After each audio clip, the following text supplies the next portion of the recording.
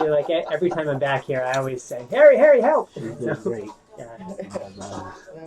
Like today, I couldn't coordinate today. I was like, So there's a lot of things flashing at you. Yeah, but that episode was. well, you know what? Because I don't remember the code. So I was like, I'm not even going to try. Oh, yeah.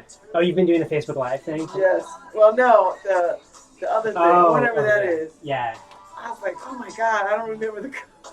I know. I don't remember the password. Forget it. There is a lot. Get me off air.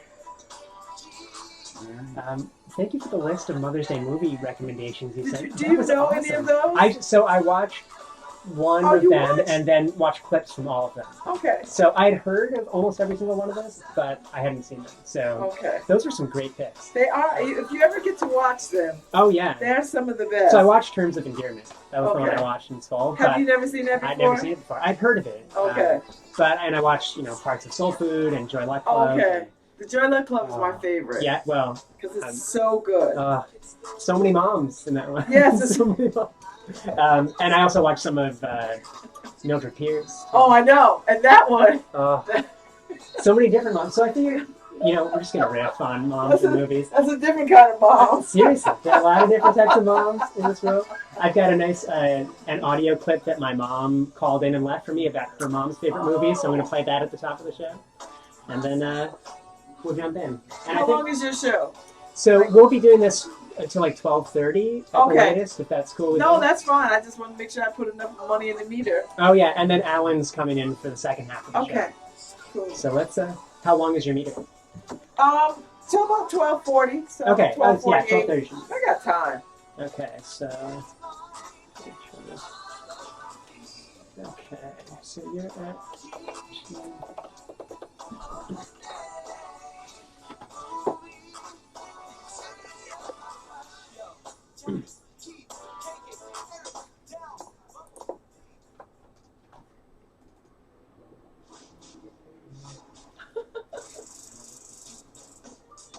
Even got you some movie music.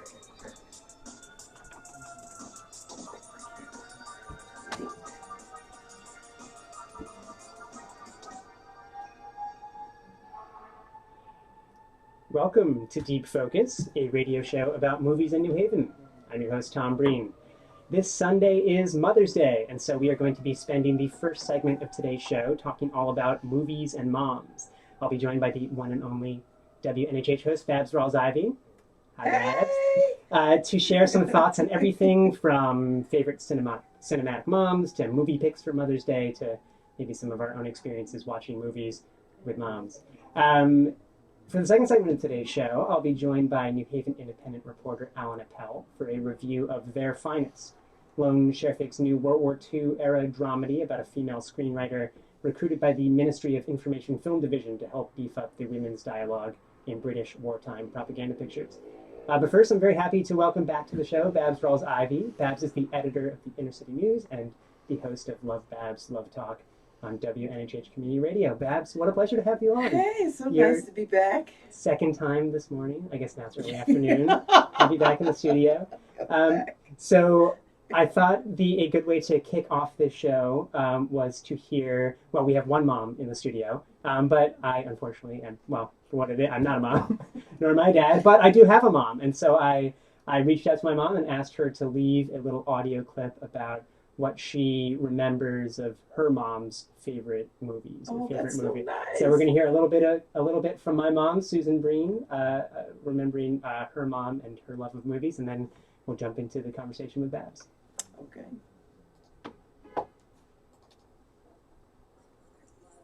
Love stories about people who have to overcome very difficult together. And one of her favorite movies was The Enchanted Cottage from 1945. It's a story about Robert Young, who was supposed to be this disfigured pilot, and he falls in love with a woman who's really ugly, though of course this being Hollywood, she's not actually all that ugly. In fact, she's stunningly beautiful.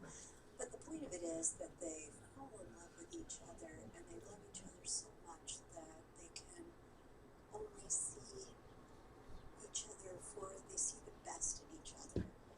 And it was always just so moving to her, and she used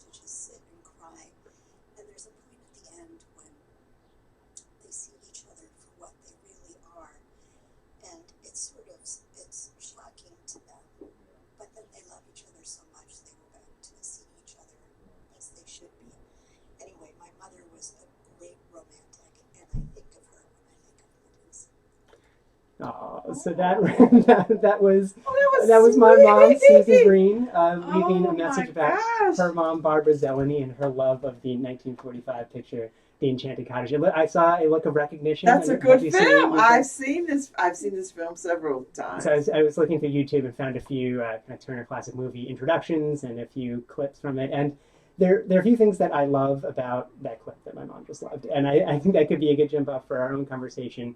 One is that it's a very specific memory about her own mom and her relationship to both it's a specific title and also a whole genre of movies. I mean, my mom is a writer and a writing teacher, and I think that Okay. she really zeroes in on character. That's something that she really responds to in life, in stories. She's able to kind of identify her mom's relationship with this particular movie and kind of extrapolate that, yeah, her mom was a great romantic, right? Her mom was someone who loved not just a love story, but a story about two people who are able to overcome, incredible difficulties and I don't know, some shame and discomfort and against all odds to see the best in one another. And I think that that's something that my mom responds to in the works that she writes and the works that she reads and watches. And I wonder if to throw a first question your way, Baz, before we talk about any particular movies that maybe you think of as great cinematic moms, do you have any do you remember what kind of, or do you know what kind of movies your mom was into, or do you have any sense of what she responded You know to, what? or if she liked movies at all? No, my mother, she liked movies, and she liked like war movies. Hey, The Enchanted Cottage sounds like it was kind of a war movie, She liked a war era movie. yeah, she liked war movies. Like oh God, anything with war kind of. I think because my mother wanted to be in the military, and so my grandparents just weren't feeling that. But she liked movies that had like wax, and women in uniform. So there's quite a few movies that I grew up watching with her. None come to my mind. Was so not just the violence and the adventure of it, but something about seeing women in the military in those positions of authority and accomplishing things that men have so long told women that they should not be accomplishing. Yeah, and she my mother liked a good. She liked the big sweeping story like Imitation of Life or, those kinds of things. So. Do you remember going to the movies often with your mom growing up here in New Haven? I never went to the movies. I went to the movies with my mother. I had to be in my late. It must have been like a few years before she died. So I was already in my late 40s, right, or something. So, and we went to see some Bruce Willis film with some little freakish sci-fi film. I think The Fifth Element or something. I think that's. I think that's the only movie I just the only one I recall seeing with her in the theater. Yeah, no, so I reached out to my mom and I asked her if she could share some of her favorite movies or memories of her mom, and she told me. So she sent in that great clip, but she also gave me a list of all of the movies that we had seen together. Me growing up, and I was thinking that okay, I kind of remember seeing these movies together. I still remember going to the movies a lot, but I think that the movies that she associates with. Kind of being a parent and taking kids to the movies are very different than the ones that I remember as the child, kind of going to the movies with my parents. Like I remember the ones that were kind of scandalous, if not traumatic, in going to see like He Got Game with my mom. And so there being like one very explicit sex scene in that Spike Lee movie. Did you see that? Well, I think that my mom may not have had. I don't think we did a lot of preview watching before we went out to the movie. So we saw. I remember seeing The Gladiator. Oh my God! And so those are, as with most kind of moments from with childhood, the things that stick out are ones that were kind of like shocking. Yeah. So, but I do, I certainly, in my more recent years and my like cinephilia, I remember taking my mom to lots of movies and watching lots of movies in the living room and saying, "Hey, Mom, this is a great movie. You have to kind of watch this right now." So I have more contemporary memories of going to the movies with my mom, but growing up, it was more the shocking one. That should I be watching this with my mom in the same room? But that's so. That So your is so mom, funny. your mom was into war movies. Do you? I mean, I should say, one, you grew up in New Haven. Yes, You lifelong New Havener, and Yes. you are a mom. I am. Two boys, two girls. Yes. Are you into watching movies with your kids? You know, when they were little, I took them to the movies all the time. You know, I mean, you do the Disney loop, and I tried to take them to, some foreign things, that they could appreciate, which they never really did. But I took them to the movie. We went to the movies a lot when they were little, because, Pixar just blew up. So it was ripe for them, generated kind of thing. So we went to the movies a lot. Now that they're all teenagers, they always want me to go to the movies with them, but the stuff that they want to see, I just, I have to say no. I'm like, you know what? I'm not going to go see that, whatever it is. I imagine that will change a bit as they get older, because I probably wanted to go to a lot of movies that my mom didn't want to go to when I was a teenager. But now, I'm dragging her out to stuff that I think she is as interested in as I am. Hopefully. Yeah. Yeah. So yeah, I mean, I imagine as a mom, the movies have like a number of different functions. They could be a way to, being a mom, you're kind of constantly on, right? You're constantly parenting, and the movies offer like a brief respite from that. You get to sit in the dark for a couple hours and maybe tune out a little. And if I'm off base at any point, no, feel free you are no, no, you are not. So movies can be that, but also I don't know. I mean, I certainly grew up in a household where books were looked towards as like both great forms of entertainment, but also ways to instill kind of lessons and understand history and kind of develop this understanding of morality. I don't know if movies function like that in my household growing up. I wonder if you ever, besides like a way to kill a few hours or maybe show your kids something cool, did you ever think of movies as a way of I don't know, sharing something more meaningful about life with your kids? Oh, absolutely. I mean, there were some films that I never took them to see films that were had gratuitous violence or sex. That was out. I don't care if their friends went to see films. And I'm talking about those computer-generated films, too, of violent kind of things. So, no, they didn't get to do that. And I tried to find films that did have some kind of moral character and moral fiber to it. Because, you always wanted to go away with some kind of message, not just to be totally entertaining. I mean, there was some stuff that was just totally entertaining, like any one of those little Disney things. Right. But they always had some kind of trouble, trying to get home, redemption, and then all is well. Do you know what I mean? Oh, definitely, yeah. So. I think that's a good transition into talking about some of our favorite either movie moms or movies about moms. And when I sent you, when I first thought about having the show, unfortunately, the first movie that came to mind was Psycho, which is probably an inappropriate one for, because not only is the mom crazy dead in the first, she's kind of a corpse hanging out at the top of Anthony Perkins' house, but she's also a kind of spooky presence that has taken kind of control over the mind of this serial killer. So Psycho, probably not the best mom movie, but when I sent you an email, if you had any recommendations, you sent me so many great ones, Babs. And so I was watching some clips and some of the complete movies, the ones you recommended, I was coming up with like a catalog of all the different types of moms that I see in the movies. And so I've got a list of like 10 different mom types in movies. But I wonder, before we start diving into this list, could you pick one of those movies that you sent to me as a recommendation that you gave for a great movie about moms, and tell me and the listeners a bit about, I don't know why you like it. You mentioned that, I don't know if the Joy Luck Club is the one you want to jump into first. But by Amy Tan. I read the book, and I thought the book I still love this book, right? And then I saw the Joy Luck Club, and I thought it was so beautifully done. The story was so sweeping because, it spans China then, China now kind of stuff. And the stories were so rich. And it was mothers trying to give their daughters more opportunity than what they had across the board, not just work opportunities, but relationship opportunities, and things about valuing your self-worth and knowing who you are.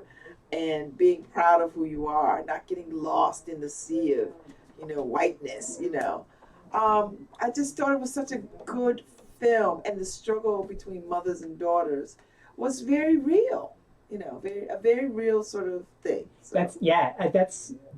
That's so. It's interesting how in so many of these movies the relationship between mothers and daughters is central to our understanding of it. Now it's kind of, I mean, in the definition of motherhood, you're a mother by being a woman and having children. So I understand how the relationship between a mother and child is so important to understanding what motherhood means in the movies. But yeah, I mean, I only watched the first 20 or 30 minutes of the Joy Luck Club, but it was enough for me to come up with one of my first mom categories, which are the moms who hold their children to impossibly high standards of perfection so that they will have everything that the mother could not have. Yeah.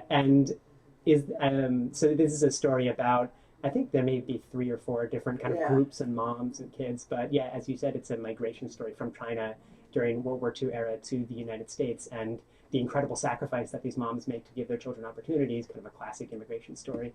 But then also the standards that they hold those kids to in this new country. I wonder if is that a category of mom that you see often in the movies, or you find particularly true to life, this holding kids to very high standards that, I don't know, a mom wasn't able to achieve in her life? Or I mean, I don't want to say living vicariously, but there's that pressure on the kids. No, but you know what? Especially for first generation. There's all those kinds of movies, like the little movie that was out a couple of years ago.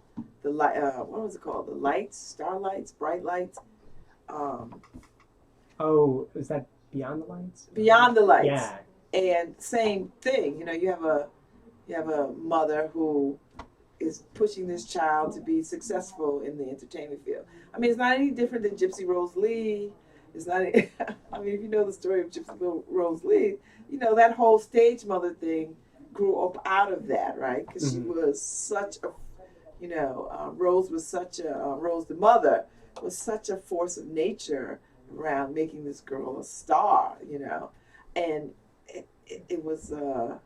It was cruel, And I think that that's something that movies, and I don't know if movies are uniquely capable of doing, but certainly the Joy Luck Club does so well, is that you see the pressures in like the present day, but then you're also you're able to take a step back and see how they where the got moms there. are coming from, right? And that type of I always think about movies as Roger Ebert called them empathy machines, like a way to get people to put themselves in the shoes of other people, but they're not, right? And this is one way, like for this movie about moms, it's one way to understand where your mom might be coming from, right? Yeah, and every mom's story is so different, right? And you'll see it, some tragic moms, tragic stories, sacrificing moms before they even got to motherhood. They were sacrificing, right? So, so if you get a chance to watch that one in full beauty, Joy Luck Club, it's such definitely recommend it. It's my favorite. Another one that you recommended that I did get a chance to watch in full is 1983's Terms of Endearment, which may be one of the mother.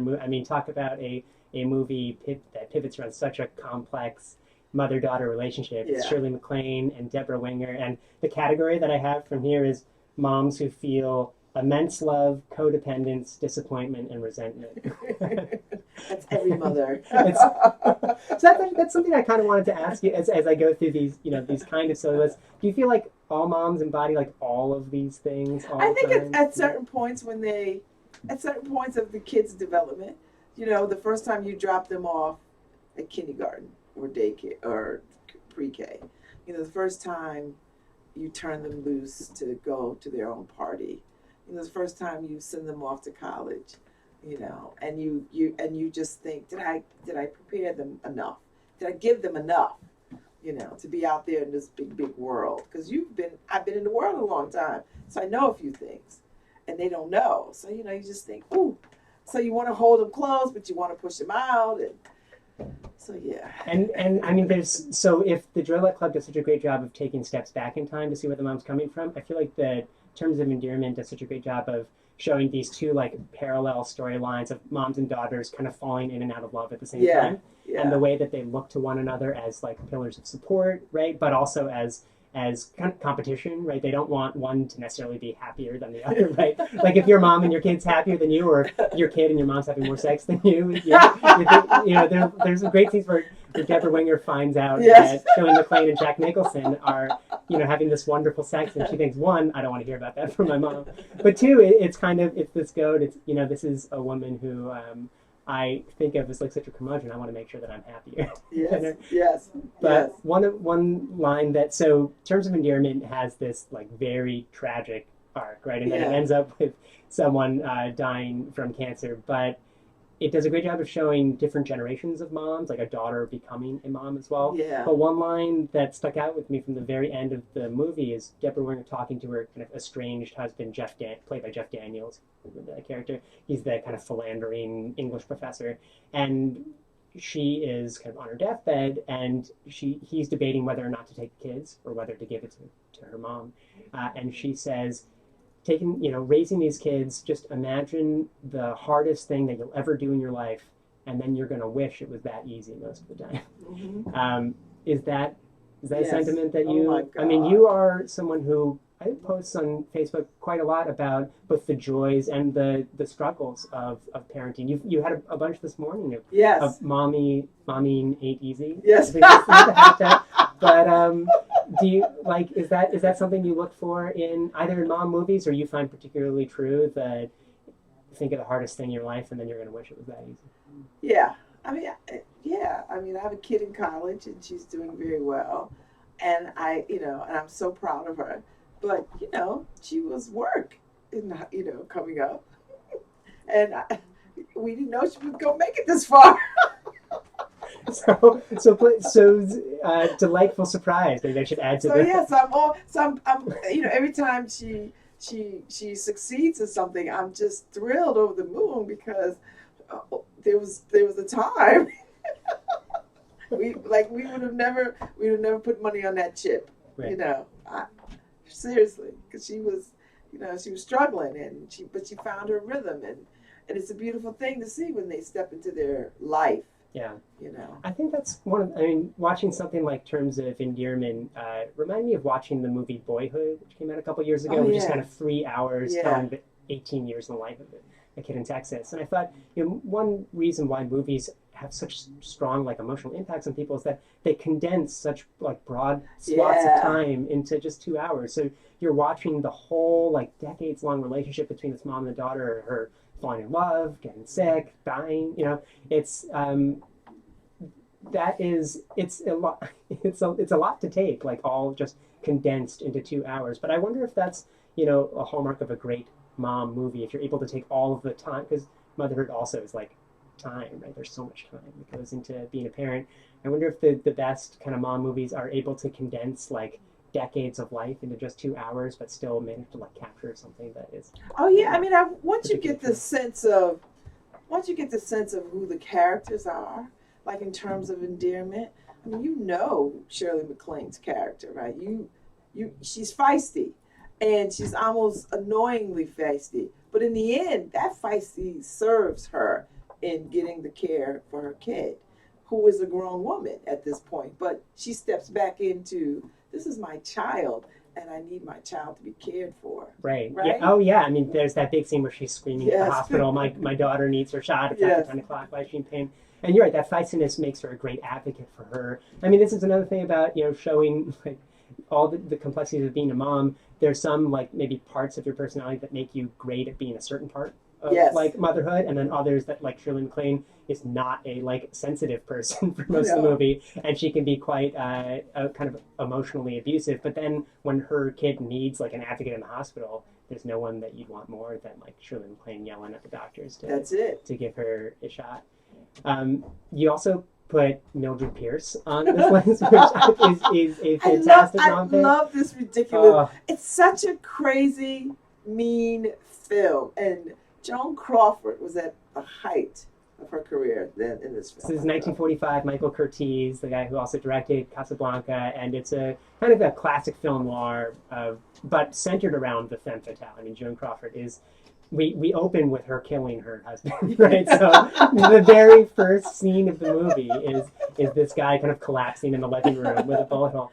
And I'm not sure of all the different like complications of the plot, but she's killing her husband because I think he was stepping out with this is her like second husband. Yes. He's stepping out with her daughter. With her daughter. And she was very protective of the daughter, and she's a spoiled brat. But I mean, we have to recognize that movies are also like fanciful, crazy things sometimes. Yes. And Mildred Pierce, I think, captures like I don't know if there are any moms who are actually like that. I hope maybe, not. maybe there are a few, Right? but Like, we hope not. but it kind of what we were talking about earlier that they're moms in movies and in real life who are willing to do anything to protect their kids. This is the mom driven to that extreme. Yes. Maybe misguided a little bit because I don't know if she was actually. But there's that also competitive element. And you can see that she raised a horrible daughter. Right. Like because she gave this kid everything, and this kid was not required to do anything while she was scraping by to become successful. She didn't want this kid to feel less or lack. So she put this kid in spaces and places that she, kept her from seeing what her mother was doing, how to make a living. And so this kid grew up so entitled, that she made a mess of her. I think that's another key thing about Mother that comes through some of the movies that we've been talking about is wanting to maybe compensate for bad decisions with worse decisions. Right? And I mean, I'm wondering, like, do you feel like these are, in our conversation thus far, how much of this is specific to motherhood? How much is general to just like being a parent? In that, are these, I mean, I guess we can only speak to our kind of personal experiences, but I feel like these are actually quite specifically like motherly concerns, but I don't know.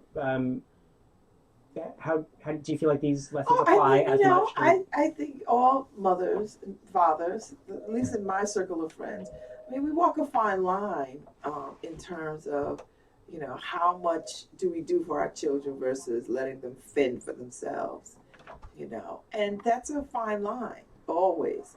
You don't want to do too much where you cripple them and they feel entitled, but you also don't want them out there, wandering in the desert without a clue.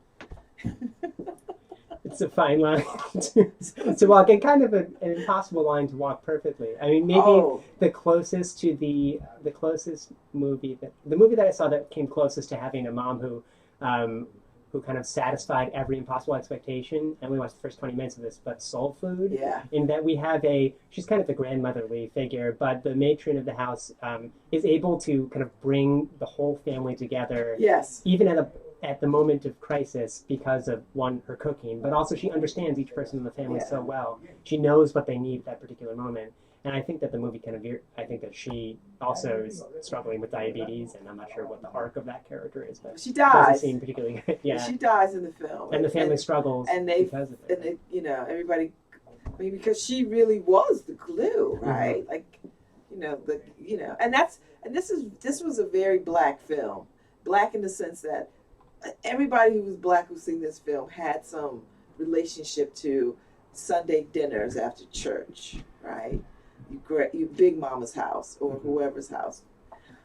And so everybody understood that. And if you had a Big Mama, she, her rule was the rule. And so you would show up for dinner and there'd be all this cooking and food going on. And you just showed up. So. And what I love so much about the conversations in Soul Food, like in the Mama's kitchen, is that the conversations aren't restrained, like they're not censoring themselves when they talk about family members. They're still being like honest and kind of fighting with one another, but it never boils over into like outright contempt, right? You're able to criticize your sister for being too concerned about money or something, or your other sister for marrying someone who just got out of jail. But there's something about like the unifying presence of the mom there that nothing rises above the importance of family. Oh, because Big Mama's not gonna have it. Right. I mean, she's just not gonna have it, yeah. Right? And there's a respect factor that happens in our families like that. No one is. First of all, you're not gonna carry on in front of Big Mama. You're not gonna come out your mouth about anything that's going to cause her to look at you. So there you go. It's 12:30, so we're almost out of time. But I wanted to run through just very quickly some of the other categories of moms that I wrote down, and then I want to ask you as Mother's Day approaches. I don't know if you plan on watching a movie on Mother's Day, but if you could think of like the perfect kind of Mother's Day movie recommendation for listeners, either of ones that we've already spoken about or or any other ones that come to mind. But as you think about that, some other categories that we've got are so the mom whose openness and understanding keep families together, but whose stubbornness and sudden absence tear families apart. I was kind of thinking that the soul food one fits in there. Mom manic with love and affection. That's Raising Arizona. Yes. Holly Hunter's Ed McDonough. Mhm. Oh, this is a favorite mine. Expectant mom, anxious about uncontrollable bodily transformation and constant pressures of patriarchy. It's Rosemary's Baby. Oh, Lord have mercy. I love that one too. Yeah. That's is that a Roman Polanski? No, Yeah, Roman Roman Polanski. Polanski and Mia Yes. Farrow, and where she has the baby, the demon devil, baby, right? yes. And then most recently, a movie called Arrival. I don't know if you saw Arrival No, I with didn't Amy see Adams, Arrival. but kind of mom struggling with the loss of a child. We haven't really spoken about movies where Okay. mom has a child who died before her, and trying to come to terms with the kind of fathomless depths of kind of confusion and fear and uncertainty with losing a child. There are definitely, so many great movies about moms out there. If you were to give one recommendation for listeners for this Mother's Day, would you go with Joy Luck Club, or what would you pick? I would have to say Joy Luck Club first, Soul Food second. Seriously. Yeah. In that order, because I just loved the Joy Luck Club so much, and I identified so much with those stories more than I did with Soul Food. And those are great stories about kind of being with moms kind of in the house. I mean, not like they're great adventure stories, and Mildred Pierce is like this great murder mystery. But, I love something about celebrating Mother's Day by watching, kind of spending time with your mom, watching like the best, possible versions of moms and daughters working through, family issues kind of in the context of the home. Yeah. Not that that's where moms need to be, but I feel like it seems like an appropriate setting for if you're watching a movie indoors with your mom on Mother's Day. Yeah. It's nice to watch it going well, maybe not so well in the case of Mildred Pierce. But thank you so much for coming on the show, Baz, for I talking about Mother's appreciate Day. this. Every time you call, I'll come. Listeners, I hope you check out some of these great movies, and check out Baz. When can people listen to you on WNHA? You can listen to me every day, Monday through Friday at 9 a.m. and then twice on Fridays at 10 o'clock. And of course, I hang out on Fridays for pundits, so I'm on all the time. A lot of opportunities to listen to Baz. Well, happy Mother's Day, upcoming Mother's Day. And happy Mother's Day to your mom. thank you. And coming up next, we're going to talk about Their Finest with Alan Appel. But first, let's hear a little bit of Ellison Jackson. Oh, thank you, Baz. Very nice, Tom Breen. You are good at this. You made this happen by emailing me all those titles. I was just going to talk about Psycho. It's probably not the best. My mom would not have approved. When I think of moms, I was like, I'm thinking moms. I'm thinking of, Mrs. Bates. oh my God. Hello. Hey, y'all. Happy Mother's Day. Oh, thank you. Yeah. Mother's Day movie. Did you mention I love Jane Darwell? No, I didn't. No, we didn't talk about that one. You can throw it in the side of the conversation. Fun to win. Okay. But have a great rest of the day. Thank See you, you my soon. dear. Yes, we will. Okay. Well, thanks for coming in, Alan. How are you doing? Oh, fine. Thank you for sending me to the movie. Oh my God. You know who really didn't love it? Wait, let me see if Luke, because Lucy? Oh, no. She's too busy interviewing the possum. She has no time. Lucy, do you want to talk about Their Finest? Oh, all right, come on in whenever you're ready. I love this movie. I adore this movie. She didn't like it? Curmudgeon's Corner, as your title has been used here. Totally. Okay, so Lucy will come in when she can, and I just found it so charming. But I do have some questions for you about the structure of it. Yeah, and what is it? Why does it say that from the people who brought you Carol and Brooke? Oh. I don't know. I I don't know. Maybe the production company. It wasn't the director. Wasn't the director? No. Yeah, because I tried because I didn't see either of them. But Oh, they're so good. although anyway, we'll talk about All right, let's do this. Welcome back to Deep Focus, a radio show about movies in New Haven. I'm your host, Tom Breen. On the second segment of the show, I'll be joined by Alan Appel, who's Hi, in the Tom. studio. Hi Welcome, there. Alan. Thank you for coming in. Thank you very much. To talk about Their Finest, a new World War II era dramedy from director Lone Sheriff, which tells the story of Katrine Cole, played by Gemma Arterton, a British Welsh secretary who is recruited by the Ministry of Information's film division to fill a spot in the war-torn screenwriters department. She's brought in to beef up the women's dialogue in British wartime propaganda pictures, which her higher-ups fear have become dull, laughable, and out of touch with a home front worn down by the daily deprivations of the London Blitz. After winning the begrudging respect of her sharp-tongued male peers, Katrine finds herself working on a movie about two brave sisters who snuck out on their father's boat in June 1940 and may or may not have heroically rescued British soldiers evacuating by the hundreds of thousands from the Battle of Dunkirk. So, Alan, Their Finest is a movie about a lot of things. It is a movie about women entering traditionally male workplaces during World War II.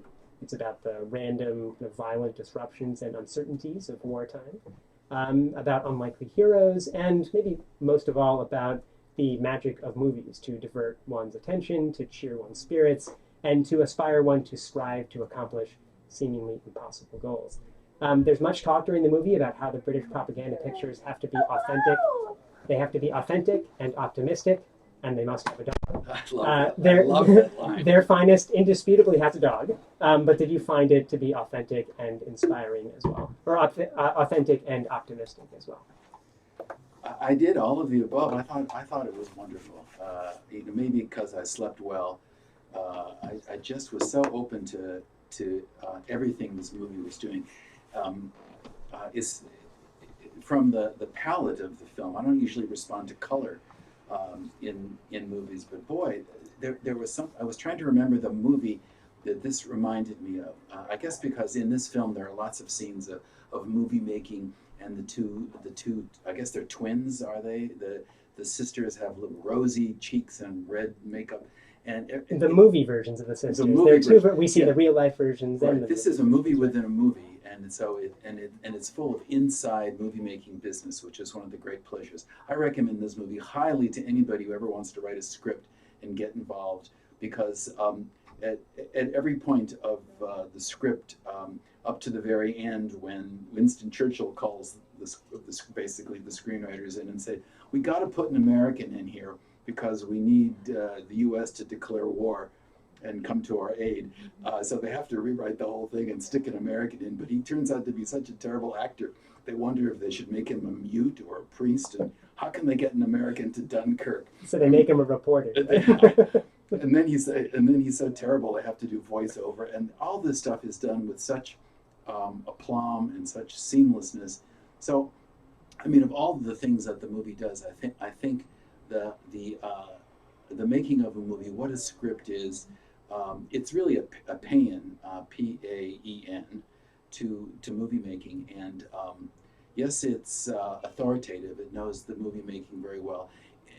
To me, one of the magic things about this film, which I really adored, is that it has all these balls in the air: movie making, the Blitz, romance, gender issues. Because women are like in that wonderful image of "We Can Do It."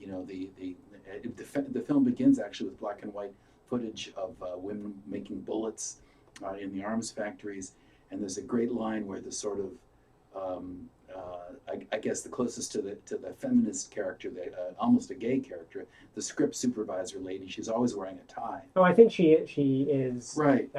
She has this wonderful line, "Honey, life is so precious. Don't waste it being sad, and especially enjoy what you're doing, because when this war is over, the men will put us back in a box." So let me stop right there. Actually, could you it's all there. put the mic a bit close? You're just a little bit. It's all there. So Hi, Lucy. Lucy, Hi. we saw we saw this movie a couple weeks ago. I saw it first in Toronto back in September, and then we saw it, and I loved it. And we saw it again a couple weeks ago, and I loved it a second time. But you had, I think, a bit more of a complicated reaction to, or maybe ambivalent reaction to this movie than Alan did. And ambivalent? Or did I just hate it? So I think I that, love it. Tom, we are the feminists in this crowd. well, I think this raises the question of are we? Did we respond to this because are we misinterpreting its feminism? So I think that we can feminism light. Maybe. So I think we're going to have fun talking about the supporting cast and characters in this movie, because so much of the joy comes from... Are you at 3? Yeah. I think so much of the joy comes... Do you want to go to 4? Because that Sure. might work better. Yeah. Oh, I hear myself. So much of the fun comes from watching the movie being made and all the different kind of characters and personalities that need to be corralled. But yeah, tell me and Alan and the listeners your kind of initial response to it, and maybe your hesitations around its purportedly feminist inclinations. Oh, I just didn't like it. Did you go to four? Sure. Well, I hope there'll be more than that. I'm switching mics for all those listeners out there. Yeah, I mean, I wasn't super into it. Tom, I think the reason why you liked it is because this is a movie about the art of movie making. And in that way, it was really interesting. But I so have an issue with sort of this very stereotypical gender relationship that we see over and over. So first we see it with the woman and her husband, and that who's not really her husband. Spoiler alert. And then we see it with the woman and her colleague. And perhaps I thought that was more sort of more disruptive than anything else in my enjoyment of the film. So I love the costumes. If I could have any job in the world, I think it would be dramaturg. And in that way, I love the costumes. I love the period, and I'm very interested in things around World War II, and so kind of discussions that we have around World War II and the stories that we tell around history. However, kind of this idea that like your colleague who's kind of smarmy is someone that you might end up with because he's another guy and he's talented, and you're a woman and you're talented. It's just I really resist that.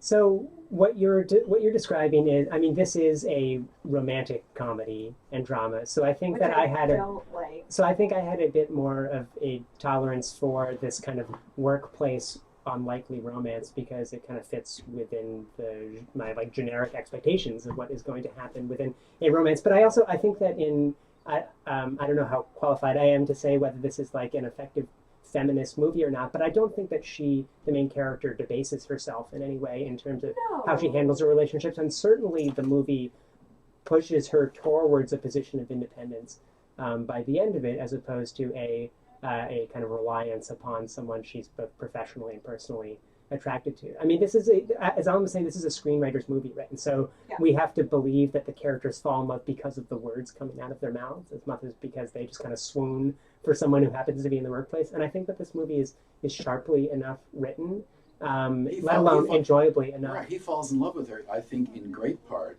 because he admires her talent as a writer. Mm-hmm.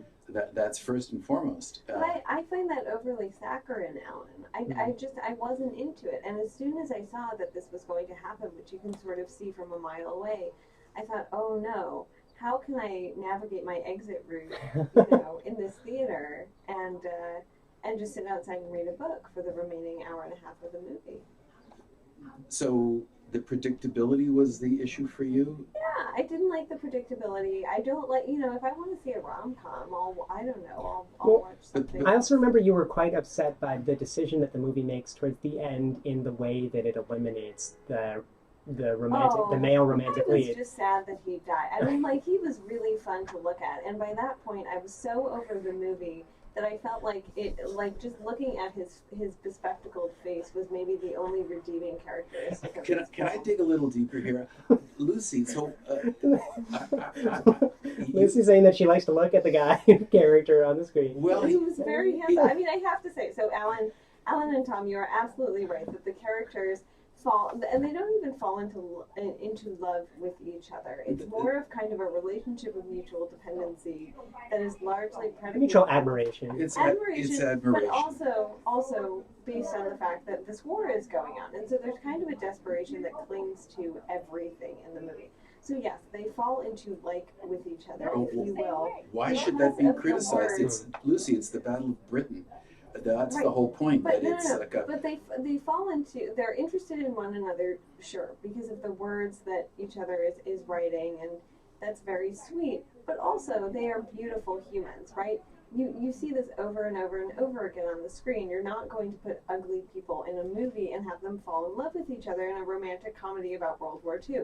it's just not going to happen. So, Alan, this is one of my favorite parts about It must be hard this is going to the movies with Lucy Gelman, Tom Breen. Actually, I find her sort of not all that attractive. I find her kind of Hold on, English. this isn't a conversation. I mean, I don't want to talk She's about so the relative beautiful. attractiveness. They're not eating very well. They had few vegetables. But I do want to say unlike here in New Haven. one of my favorite parts about this movie is the way that it establishes these kind of parallel storylines between what's happening in the quote unquote real world and what's happening within the kind of artificial movie that they're creating. And then you see the real world appear on the screen or inspire what happens in the next phase of the script. That's one of the, and it's handled seamlessly. I also would say that when the love interest dies 3/4 of the way through the film in a bombing, which, by the way, these are handled, even though it's a dramedy, as you put it, it's handled with, including the identification of a body earlier, with a kind of realistic grisliness that I think is impressive. But that's a great plot turn for the love interest to die. It's a huge plot But turn. he doesn't die in a bombing. So he dies when a piece of equipment falls, and it. As a result of a bombing. No, I don't think it is. Oh, yes. I don't think it has anything to do with that. I think it's this happenstance kind of thing that reflects. So, Alan, as you said, there is this sort of parallel storytelling going on. So that moment reflects a moment earlier in the play when this character who actually is killed says, "Can't believe this soldier was home on holiday and he was hit by a trolley car. How can you die so?"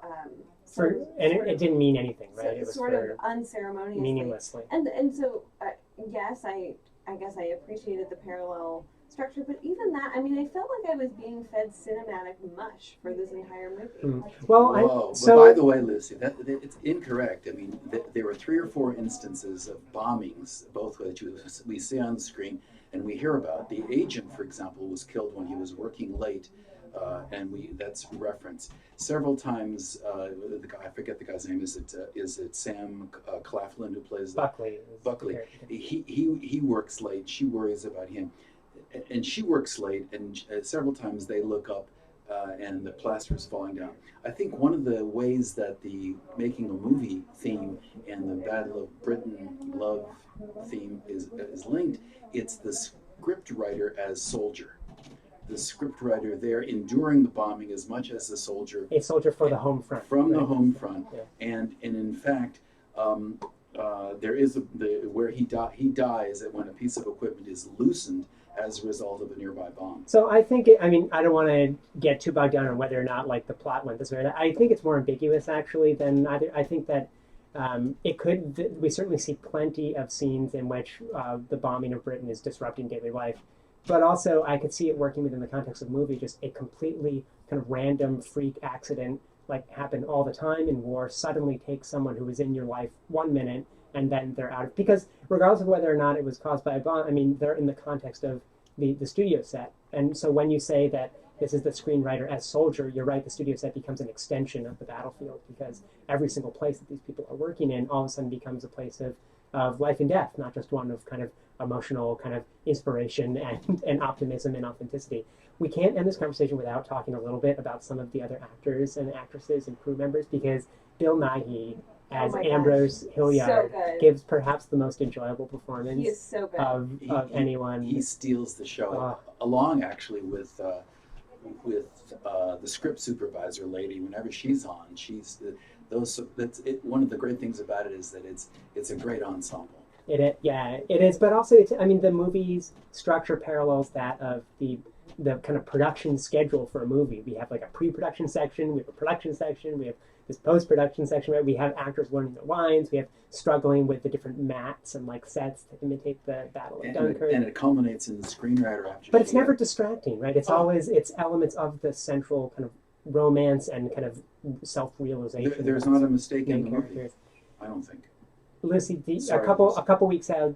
What I was trying to get at with my first question to you is this you pushing back against the genre of romantic comedy, or do you think that this particular movie does something particularly egregious? No, it's a fine movie. I think partly I'm pushing back against the genre, but also to me the movie felt like it didn't do anything particularly innovative. And so maybe that's what I'm pushing back against. I thought that this was going to be an entirely different film when I walked into it. And what I found was that it was something that I felt I had seen before. And I think whenever I feel that way, I'm a little bit let down. And that let down, especially when left to sort of for me to cogitate over, turns into maybe a little bit of anger and frustration. See, I think it's totally different expectation. I think that's really interesting because my expectation when I go to a movie is not necessarily to see something completely new, but maybe that's one aspect of it. But I certainly want to see something done really well. That's right. And When you go to a fashion show, I think you want to see something new. But when you go to a movie, Zing! when you go to a movie, it seems to me that one of the things that you want to see, just like when you read a novel, I think you want to see that the movie makers have seen other movies, But they know the form. They're familiar they know with the form, and vocabulary, this is an homage to previous films in the exact same way that La La Land is a kind of homage to the musicals that preceded it. Also, We're a not- terrible, Now that movie is a difficult movie. possibly the worst movie. Yeah, of yeah.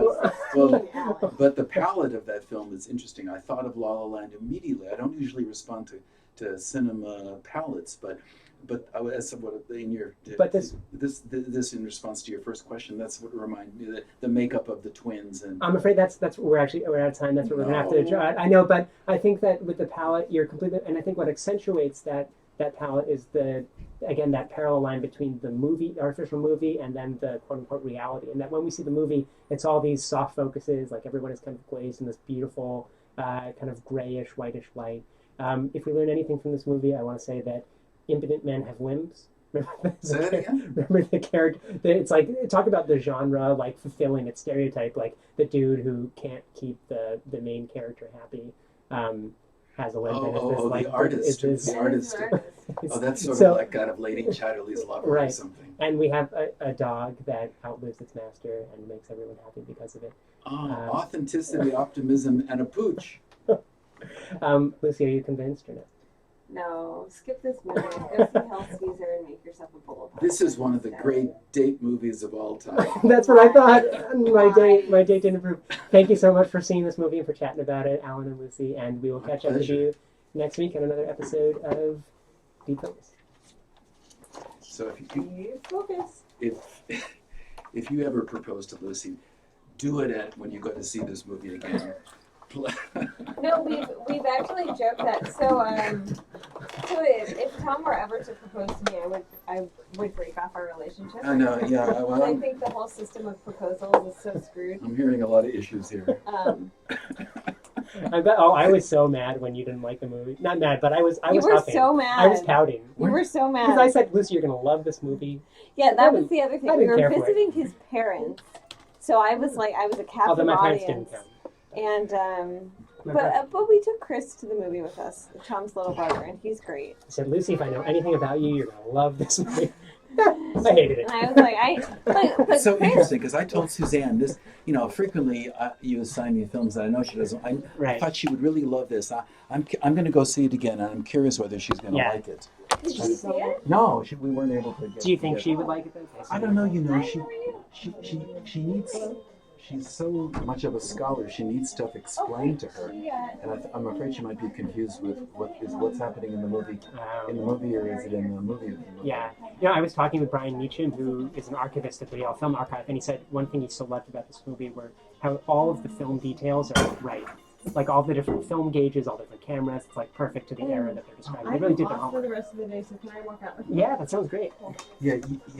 I mean, and it also reminded me of a couple of films that I can't identify. There is a genre of making movies about the movie business. Sure. What's the great one that's is it The Player? That's about the movie business. I haven't seen the player, but I mean, Singing in the Rain.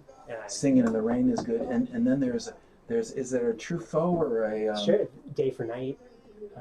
Day for Night, right? And what's the one where is that the one where they make the movie during the German occupation? There's another film about where they're filming sort of under the eyes of the Nazis. You could do a whole wonderful Right. festival. Oh yeah, movies about movies, certainly. The independent. Why don't we do Movies about movies. a movie festival, a fundraiser festival Yeah. of films for Deep Focus That would be so much. about the movie business. I would love it. They keep saying the line, lose half. Which one? The half you don't need. The half you don't So need. good because it applies to the relationship. Everything. And it's delivered in like it could be a corny line, right? A pickup Right. line in romance. Right. It also fits so well in the context of That's right. His whole way of kind of courting her is through the terminology of writing screenplays. But he doesn't get her because she's not as in love with him as he is with her. I thought that sequence where you can tell that he is the silly bully, the way she calls him. But you could just feel his trying to break out of his hard-boiled screenwriter in order to. It's bouncing right now. I don't know if you'd prefer for me to throw it over there and put it on SoundCloud. I could also send you. That sounds good to me.